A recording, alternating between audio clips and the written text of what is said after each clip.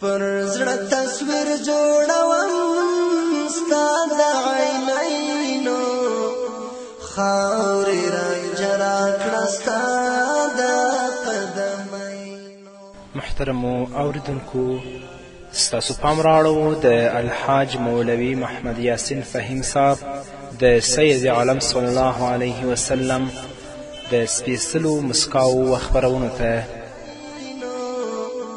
خاورې رنجه راکړه ستا د قدمینو خاورې رنجه راکړه ستا د قدمینو. بسم الله الرحمن الرحيم. الحمد لله رب العالمين حمد الشاكرين. الصلاة والسلام على سيد الأنبياء والمرسلين سيدنا ونبينا وشفيعنا ومولانا محمد وعلى آله وأصحابه الطيبين الطاهرين. قدرمن اوریدونکو د ژوند د لارې د خپرونې مینوالو، السلام علیکم ورحمة الله وبرکاته. ستاسو روغتیا او خوشحالي د پاک رب نه غواړم، په دې هیله چې د صحت او عافیت جامې پر تن ولرئ او خوشحالي مو په برخه وي. دا دی زه محمد یاسین فهیم د ژوند د لارې د خپرونې په وړاندې کولو کې ستاسو په خدمت کې یم. زموږ د نن ورځې د خپرونې موضوع بیا هم د خوږ پیغمبر خوږې مسکاوې. رسول اکرم صلی الله علیه وسلم چې کله د حضرت حذیفه رضی الله تعالی عنه نه د جاسوسي پیښه اوري، نو په مبارکو شونډو یې مسکا خپریږي او مبارک غاښونه یې لکه د برېښنا په څیر ځلیږي. امام سیوطي رحمه الله په خپل تفسیر در منصور کې لیکي چې حضرت حذیفه رضی الله تعالی عنه فرمایي چې د خندق د غذا پر موقع زه رسول الله صلی الله علیه وسلم د کفارو د لښکر د حالاتو د څرګندولو او پلټنې لپاره ولیږلم. د ویرې، یخني او ډار سره سره زه سمدلاسه پاڅېدم چې د رسول الله صلی الله علیه وسلم حکم پر ځای راوړم. د تللو پر وخت راته رسول الله صلی الله علیه وسلم داسې دعا وکړه: ای الله، ته د حذیفه ساتنه او حفاظت وکړه، له مخکې څخه، له شاته څخه، له ښي لور څخه او د کیڼ لور څخه، او د بره طرف نه او د لاندې د طرفه، یا الله، ته د حذیفه ساتنه او حفاظت وکړه. حذیفه رضی الله تعالی عنه فرمایي کله چې زما په هکله رسول الله صلی الله علیه وسلم دا دعا وکړه، نو زما د زړه څخه هر ډول ویره ختمه شوه، یخني هم راڅخه لرې شوه او داسې مې ونګیرل لکه په یوه توده سیمه کې چې د خپل منزل په لورې روان یم او ځم. زما د تللو پر وخت راته رسول الله صلی الله علیه وسلم دا خبره په ټینګار سره فرمایلې وه چې د پلټنې په دوران کې کم حرکت مه کوه او په چوپه طریقه بیرته راستون شه. حضرت حذیفه رضی الله تعالی عنه فرمایي کله چې زه د کفارو د لښکر سره نږدې شوم، نو ومې لیدل چې هلته اور بلیږي او خلک په اور ځانونه ګرموي. ابو سفیان هم چې د لښکر مشري یې پر غاړه وه، پر اور ځان تودوه. زما په زړه کې راتیره شوه چې دا به تر ټولو غوره موقع وي چې د ابو سفیان کار همدلته ور ختم کړم، یعنې ویې وژنم. ما له خپلې کڅوړې څخه غشی راوښکه او په لندۍ کې مې کېښود، خو په همدې وخت کې د رسول الله صلی الله علیه وسلم خبره رایاده شوه چې رسول الله راته فرمایلي و کوم حرکت ونه کړي. نو په همدې اساس له دې کاره مې بیرته لاس واخیست، غشی مې بیرته په کڅوړه کې کېښود. دا د الله فیصله ده. که ابو سفیان وژلی وی نو ځای به جهنم و، خو په وروسته زمانه کې ابو سفیان په محمد رسول الله باندې ایمان راوړي او د هغه نه جلیل القدر صحابي جوړیږي. حذیفه فرمایي په دې وخت کې د کفارو د لښکر دا حال و چې له هرې لورې څخه د بیرته ستون شه بیرته ستون شه غږونه راتلل، ځکه چې د ډیر سخت طوفان او تندې هوا له امله د دوی پر خیمو د شګو او کوچنیو کاڼو باران وریده. د خیمو تنابونه یې تیزې هوا په آسمان کې لغړول. اسونه او اوښان یې هم یو خوا او بل خوا وتښتېدل. د کفارو د لښکر زما په اړه شک پیدا شه چې ښایي دا کوم جاسوس وي. هر سړي به د خپل نږدې ملګري لاس نیوه او پوښتل به یې تاسې څوک یاست. ما هم په ډیره بیړه د یو سړي لاس ونیوه او له هغه څخه مې وپوښتل تاسې څوک یاست. هغه ځواب راکه آیا ته ما نه پیژنې؟ زه فلانی د فلانی زوی یم. کله چې زه بیرته راستون شوم نو رسول الله صلی الله علیه وسلم مې له ټول حال څخه خبر که رسول الله صلی الله علیه وسلم په دې وخت کې له لمانځه څخه وزګار شوی و. نو رسول الله صلی الله علیه وسلم کله چې زما څخه ټوله پیښه واورېدله او دې ځای ته چې راورسېدلم چې ما هم په بیړه سره یو کس له لاسه ونیوه او پوښتنه مې ترې وکړه چې تاسو څوک یاست، نو د خوشحالي څرګندوی رسول الله وکړه چې د زړه راښکونکې مسکا له امله یې مخکیني مبارک غاښونه لکه د سپوږمۍ په څیر وځلیدل. له هغې وروسته حضرت حذیفه فرمایي زه رسول الله صلی الله علیه وسلم د خپلو مبارکو پښو لور ته څملولم او د خپل څادر څخه یې یوه برخه په ما راخواره کړه. ما د رسول الله صلی الله علیه وسلم مبارکې پښې د خپلې سینې او ټټر پورې کلکې نیولې وې.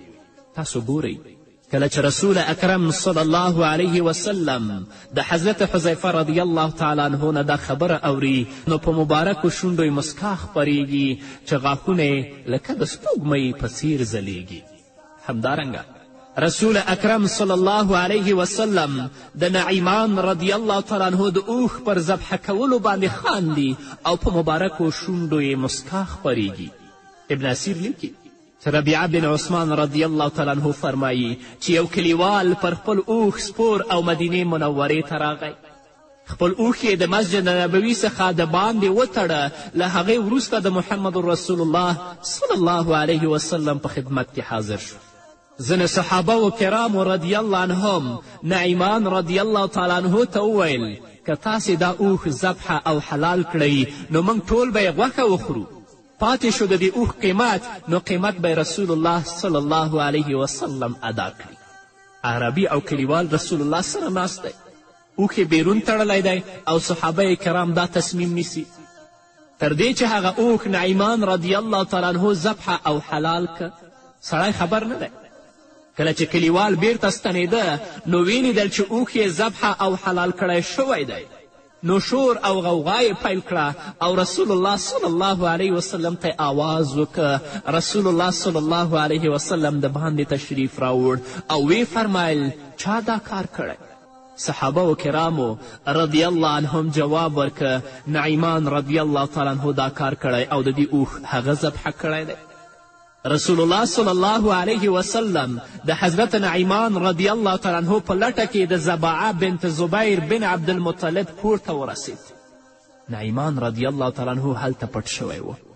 یو چا د ده لور ته اشاره وکړه او رسول الله صلی الله علیه وسلم ته ورزیاته کړه چې نعیمان رضی الله تعالی عنه ما هم دلته ولید چې پټ شي.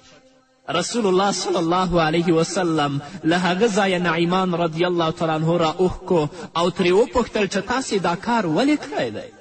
هغه بانډچي او هغه کلیوال ماسکه راغلی و. هغه خپل اوښ د مسجد نبوي نه بهر تړلی و. هغه ما سره خبرې کولې او تاسې د هغه اوښ حلال کړی او ذبحه کړی مو دی؟ نعیمان رضی الله تعالی عنه ځواب ورکړ ای د الله تعالی رسوله خلکو ما ته وویلې که تاسې دا اوښ ذبحه کړئ نو موږ ټول به یې غوښه اخورو او قیمت به رسول الله صلی الله علیه وسلم ادا کړي. حضرت نعیمان وایي رسول الله صلی الله علیه وسلم چې دا خبره واورېده نو مسکی شو. په مبارکو شونډو باندې خندا خپره شوه او د نعیمان له مخ څخه د خاورو ګرد او غبار پاک. له هغې وروسته رسول الله صلی الله علیه وسلم هغه کلیوال او بانډچي ته د اوښ د ذبحه کېدلو په بدل کې د هغه قیمت ورکړه. همدارنګه رسول اکرم صلی الله علیه وسلم د حضرت جعفر رضی الله تعالی عنه په راتګ باندې مسکی کیږي. په مبارکو شونډو یې مسکا خپریږي. د ابن هشام سیرت لیکي چې جعفر بن ابي طالب رضی الله تعالی عنه چې د محمد رسول الله د تره زوی کېده د حبشې په لور هجرت کړی و. په کومه ورځ چې هغه بیرته راستون شو په همدې ورځ مسلمانانو خیبر فتح کړی و. د جعفر رضی الله تعالی عنه په راستنېدو رسول الله صلی الله علیه وسلم هغه په تندي ښکل که او غاړه یې ورڅخه تاو کړه. له هغې وروسته یې په مسکا وفرمایل زه نه پوهېږم چې زه د جعفر رضی الله تعالی عنه په راتګ ډېر خوشحاله یم او که د خیبر په فتح باندې. دوه خوشحالۍ رسول اکرم صلی الله علیه وسلم یو ځای ویني او رسول الله مسکی کیږي. په مبارکو شونډو یې مسکا خپریږي او دا وایي چې زه نه پوهېږم چې زه د جعفر رضی الله تعالی عنه په راتګ ډېر خوشحاله یم او که د خیبر په فتح باندې. رسول الله کله هم بېځایه نه دي خندلي. په مبارکو شونډو باندې بېځایه مسکا نه ده خپره شوې. زموږ غوندې د خلکو د خندولو لپاره چټیات نه دي ویلي او په کړس کړس او په قهقه سره رسول الله کله هم نه دي خندلي. همدارنګه رسول اکرم صلی الله علیه وسلم د طلحه رضی الله تعالی عنه د باغ په بخښلو باندې خاندي. د ابن کثیر تفسیر لیکي چې انس رضی الله تعالی عنه روایت کوي چې طلحه انصاري رضی الله تعالی عنه په مدینه منوره کې تر هر چا ډیر د کجورو باغونه درلودل.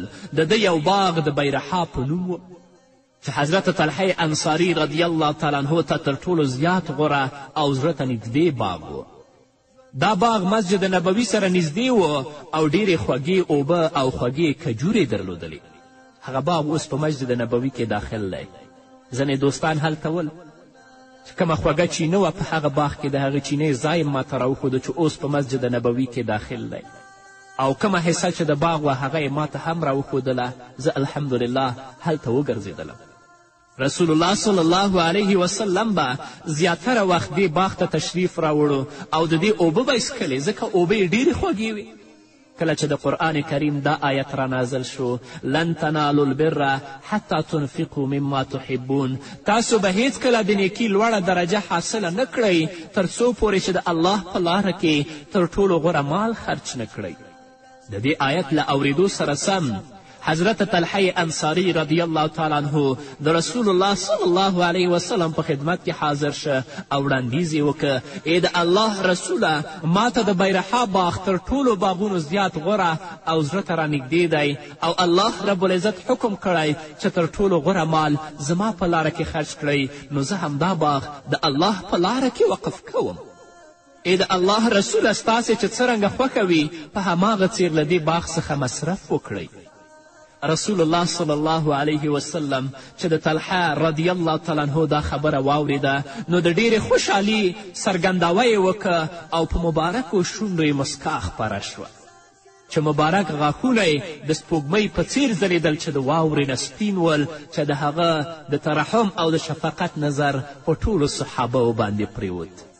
رسول الله فرمایل دا ډیر غوره باغ دی، مناسبه ده چې د دې باغ کجورې او خرماوې په خپلو نږدې خپلوانو وویشي. تر دې چې طلحه رضی الله تعالی عنه د هغه باغ ټولې کجورې په خپلو خپلوانو باندې وویشلې او د الله رب العزت په لاره کې خپل ټول باغ وقف که. نو د حضرت طلحه انصاري رضی الله تعالی عنه ژوند او د هغه مینه رسول الله صلی الله علیه وسلم لپاره دا د مسلمانانو لپاره عبرت دی او لوی درس دی.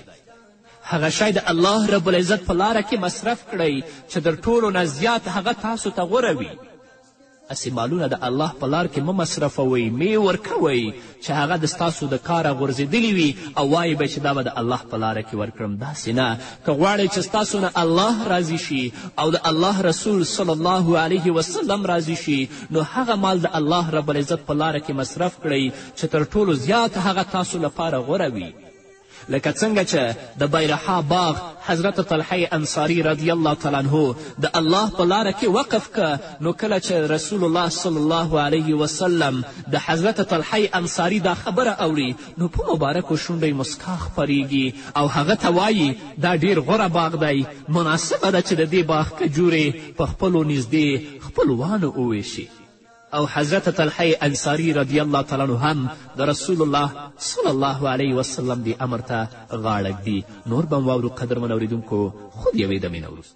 د قارون زر نه لرم بس یو میزان دی په یوه سکه د مسکا تر تا قربان دی تشویح سبب د وجود د ثقلینو خاورې رنجره کړه ستا د قدمینو تشویح سبب د وجود د ثقلینو خاورې رنجره کړه ستا د قدمینو.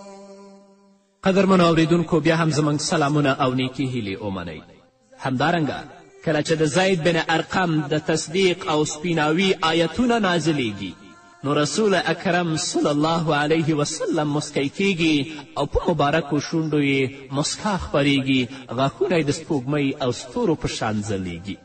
د ابن کثیر تفسیر لیکي چې د بني مستلق د غذا پر موقع د یو انصاري او مهاجر ترمنځ شخړه رامنځته شوه. دوی دواړو خپل خپل قوم د مرستې لپاره را وغوښتل. نږدې و چې د مهاجرینو او انصارو ترمنځ لویه جګړه پیښه شي، خو ځینې خیرغوښتونکو صحابه و کرامو رضی الله عنهم بیرته په سوله سره شخړه ختمه کړه. کله چې د منافقینو مشر عبدالله بن ابی له دې جګړې څخه خبر شو، نو د رسول الله صلی الله علیه وسلم په مبارک شان کې ډیر ګستاخه الفاظ وویل او خپلو ملګرو ته یې زیاته کړه. دا کار ټول ستاسې له لاسه رامنځته شو.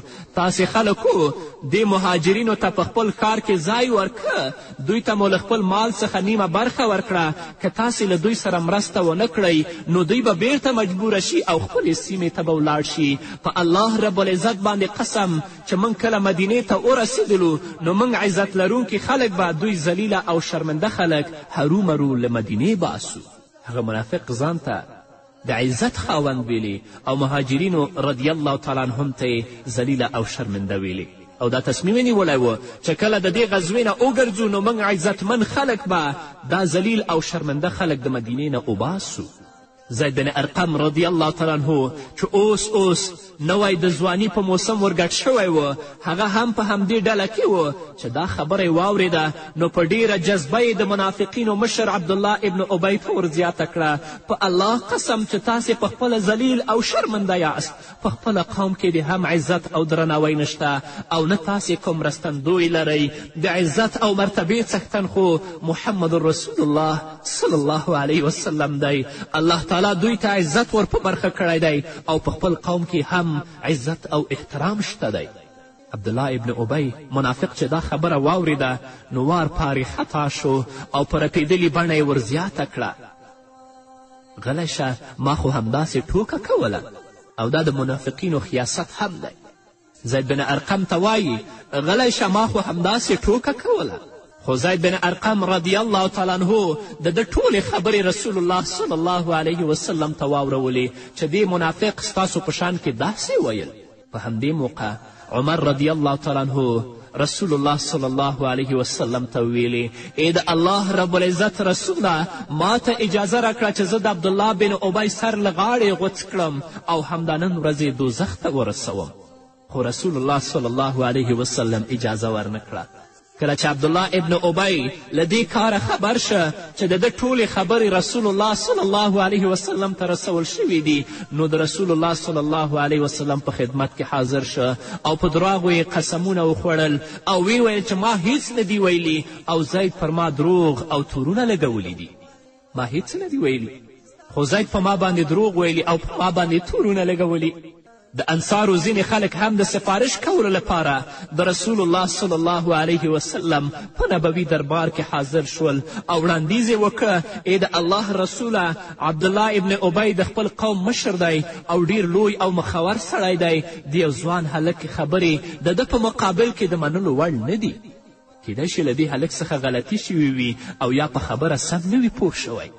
تر دې چې رسول الله صلی الله علیه وسلم د انصارو عذر ومانه، کله چې زید بن ارقم رضی الله تعالی عنه له دې پیښې خبر شو چې د منافق دروغ قسمونه رښتیا وګڼل شول او حضرت زید دروغجن وګڼل شو، نو زید بن ارقم رضی الله تعالی عنه د شرم له امله له خپله کوره ووت، تر دې چې د رسول الله صلی الله علیه وسلم په ناسته کې هم نه حاضرېدلو. لنډه دا چې قدرمنو اوریدونکو، د الله رب العزت له لورې د المنافقون صورت نازل شو چې په همدې صورت کې د زید بن ارقم رضی الله تعالی عنه ریښتینولي او د عبدالله بن ابی منافق د دروغو قسمونو څرګندونه شوې وه. نو د ټولو په سترګو کې د زید بن ارقم احترام او درناوي ځای پیدا کړ. په یو روایت کې راځي کله چې د المنافقون صورت نازل شه نو رسول الله صلی الله علیه وسلم حکم وکړه چې زید بن ارقم رضی الله تعالی عنه دې په ډیره بیړه را وبلل شي. لنډه دا چې څو ورځې وروسته د رسول الله صلی الله علیه وسلم په خدمت کې زید حاضر شو. رسول الله صلی الله علیه وسلم په مسکی انداز زید تر غوږو ونیوه او په مسکا یې ورته په غوږ کې په خوږو الفاظو وفرمایل: ای زیده، ستا غوږونه په رښتیا ول الله تعالی ستا تصدیق او سپیناوی را نازل که.